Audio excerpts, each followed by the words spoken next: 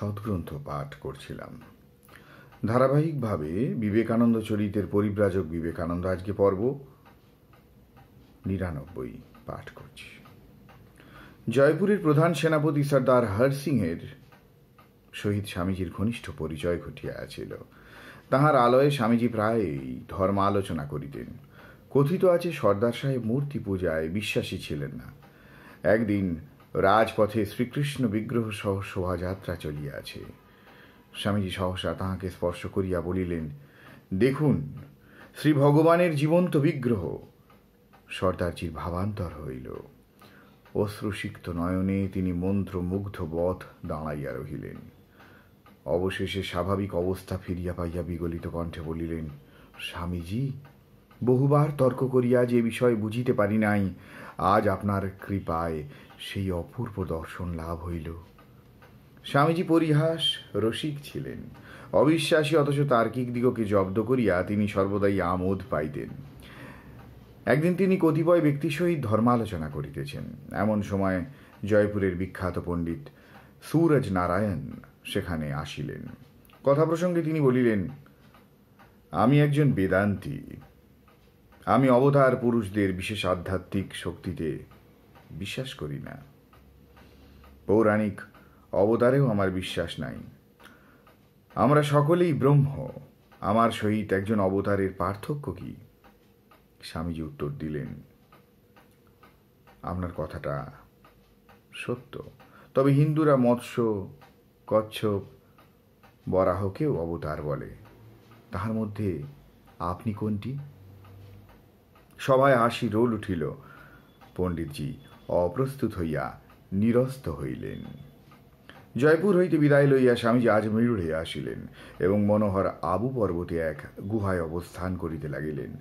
কোটা দরবারের একজন মুসলমান উকিল স্বামীজিকে তদবস্থায় দেখিয়া শালয়ে লইয়া গেলেন। এই ধর্ম প্রাণ উদার হৃদয় মুসলমান ভদ্রলোক স্বামীজির গুণাবলীর পরিচয় পাইয়া কোটার প্রধানমন্ত্রী ঠাকুর ফতেহ সিং প্রভৃতি বহু বিশিষ্ট ব্যক্তির সহিত তাহার আলাপ করাইয়া দেন। একদিন মৌলভী সাহেবের আহ্বানে ক্ষেত্রী রাজবাহাদুরের সেক্রেটারি মুন্সী জগমোহন লাল তাহাকে দর্শন করিতে আসেন। কেবলমাত্র কৌপিন পরিহিত স্বামীজি তখন একখানি খাটিয়ায় শুইয়া মুদ্রিত নেত্রে বিশ্রাম করিতেছিলেন। মুন্সীজি মনে মনে ভাবিতেছিলেন, অতি সাধারণ ভবপুরের সাধু, ভেগধারী, চোরজুয়াচোরও হইতে পারে। এমন সময় স্বামীজি উঠিয়া বসিলেন। আলাপ আরম্ভ হইল। জগমোহন প্রশ্ন করিলেন, স্বামীজি, আপনি হিন্দু সন্ন্যাসী হইয়া মুসলমানের বাড়িতে আছেন। আপনার খাদ্য পানীয় মাঝে মাঝে এই মুসলমান ভদ্রলোক ছুঁইয়া ফেলিতে পারেন। স্বামীজি উত্তর দিলেন, মহাশয়, আপনার এ কথা বলিবার অর্থ কি? আমি সন্ন্যাসী। আমি সমস্ত সামাজিক আচার নিয়মের ঊর্ধ্বে। আমি একজন মেথরের সহিত বসিয়া আহার করিতে পারি। ইহা ঈশ্বরের নির্দেশ। অতএব আমি নির্ভয়। শাস্ত্রেও আমার ভয় নাই, কেননা শাস্ত্র ইহা সমর্থন করিয়া থাকেন। কিন্তু আমার ভয় আপনাদের মতো সব জানতা ইংরাজি নবীশ দিগকে। আপনারা শাস্ত্র ভগবানের ধার ধারেন না। আমি সর্বভূতে ব্রহ্মজ্ঞান করি। আমার নিকট আবার উচ্চ নীচ স্পৃশ্য কি?